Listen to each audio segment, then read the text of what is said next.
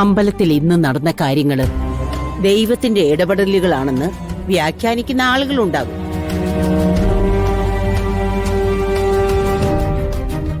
കുറച്ചാളുകളൊക്കെ അത് വിശ്വസിക്കുകയും ചെയ്യും.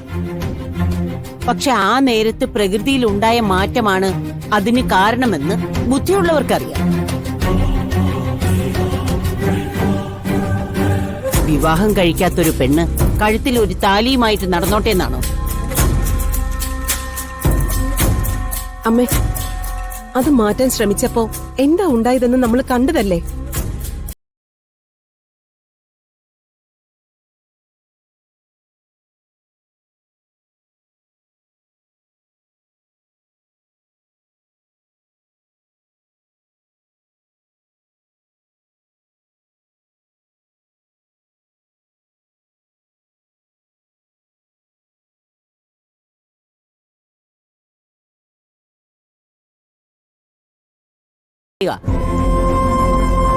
അമ്മേ, കുഞ്ഞുനാള് മുതലേ ദൈവത്തിന്റെ അരുളപ്പാടെന്താണോ അതനുസരിച്ച് ജീവിക്കുന്ന ഒരാളാണ് ഞാൻ.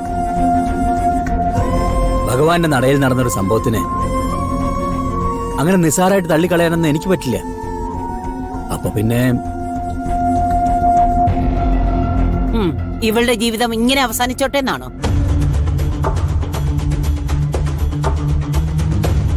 നാളെ ഇവളെ വിവാഹം കഴിച്ചയക്കണമെന്ന് നീ ചിന്തിക്കില്ലേ?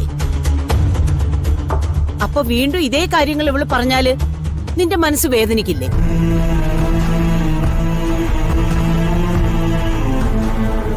സംഭവിച്ചതൊക്കെ മാറ്റിവെച്ച് ഇവളുടെ ഈ കഴുത്തിൽ നിന്ന് താലി ഊരി മാറ്റിയേ പറ്റൂ.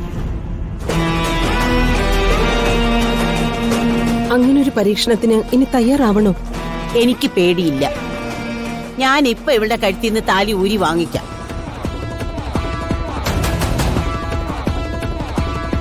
ക്ഷേത്രത്തിൽ നടന്ന ഒന്നും ഇവിടെ നടക്കില്ല എന്ന് എനിക്ക് ഉറപ്പുണ്ട്. അത് വേണ്ട അമ്മേ, അങ്ങനെ ഒരു പരീക്ഷണത്തിനൊന്നും ഞാനില്ല. അപ്പൊ നിന്റെ യശോദയുടെയും തീരുമാനം അതാണ്.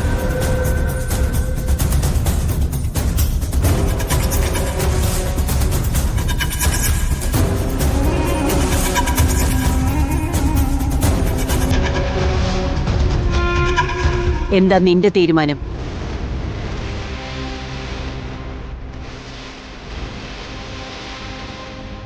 തല കുനിച്ച് നിൽക്കണ്ട, മറുപടി പറ. ഞാൻ കഴിച്ചു മാറ്റില്ല.